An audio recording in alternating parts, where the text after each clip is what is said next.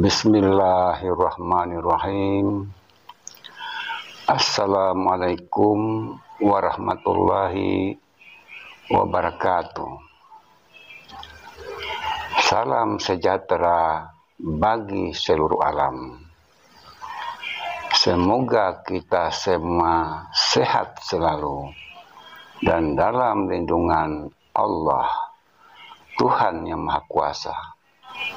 Pada kesempatan kali ini kita akan membahas tentang perjalanan Satyopininggit, yang dimana beliau senantiasa berinteraksi dengan alam semesta, karena memang waktunya sudah mendesak untuk menuju huru hara, bahkan ke puncaknya huru hara. Dengan adanya 4 anasir alam yang ada pada diri Satyopininggit, yang dijadikan bentuk kekuatan beliau yang tidak dimiliki oleh orang kebanyakan, itu terjadi atas izin Allah, Tuhan yang Maha Kuasa. Beliau senantiasa berinteraksi kuat dengan pergerakan semesta, yaitu unsur api, unsur angin, unsur air, juga unsur tanah. Itu akan bergerak dan akan bergerak karena ini memang adalah desakan proses akan adanya sebuah perubahan yang sangat besar daripada bentuk zaman. Maka yang terjadi adalah sebuah seleksi alam terhadap kehidupan umat manusia yang ada di dunia ini. Adapun 4 unsur dengan dirinya adalah suatu bentuk kekuatan energi yang sangat dahsyat, yang dibangun atas kehendak Allah, Tuhan semesta alam. Semua itu terjadi untuk mendukung proses perjuangan beliau dalam mewujudkan kehidupan yang adil, makmur, dan sejahtera. Perubahan-perubahan inilah yang perlu kita waspadai, dikarenakan bentuk pergerakan dari 4 unsur semesta tidak lagi memandang siapa saja, baik dari kalangan orang biasa maupun pejabat, miskin maupun yang kaya, dan seterusnya. Siapapun, kalau memang itu sudah terjadi, seperti banjir bandang, gunung meletus, gempa bumi, tsunami, peperangan, dan seterusnya, dimanapun itu terjadi, maka disitulah akan banyak korban. Adapun tentang kemunculan Satyopininggit, dapat dipastikan bila hal itu huru hara besar benar-benar terjadi, dengan tujuan untuk menenteramkan bumi dari berbagai macam persoalan-persoalan yang mengancam keselamatan umat manusia, dan yang mampu menyelesaikan itu hanyalah Sang Satyopininggit sebagai orang pilihan kekasih Allah, Tuhan semesta alam. Hanya beliau yang akan membawa kemakmuran bagi dunia, khususnya di Nusantara.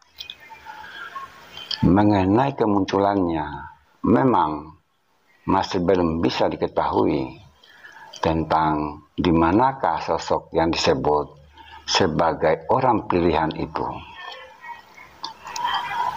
Hal tersebut dikarenakan kerahasiaan beliau yang sangat dijaga oleh Allah, Tuhan yang Maha Kuasa, guna untuk menghindari beliau dari musuh-musuhnya sampai pada waktu yang telah ditentukan. Kemunculannya bukan hanya sekedar pengakuan semata, akan tetapi akan ada pembuktian atas kuasa serta kehendak Allah, Tuhan seluruh alam. Sehingga kemunculannya diakui bahwa beliaulah yang sebenar-benarnya yang dikehendaki oleh Tuhan semesta alam. Ketika bumi mengalami kehancuran diakibatkan oleh perbuatan manusia itu sendiri yang serakah, yang tidak mensyukuri nikmat Tuhan semesta alam yang diberikan padanya, beliau akan menegakkan keadilan, akan membawa kedamaian dan kemakmuran di muka bumi. Adapun tentang perjalanan hidup selama beliau belum dimunculkan oleh Allah, Tuhan semesta alam, bila dirinya difitnah, dihina, maka bencana-bencana akan bermunculan. Semua itu terjadi atas kehendak Allah, dikarenakan dirinya telah mencapai level manusia insan kamil, yaitu manusia yang sempurna.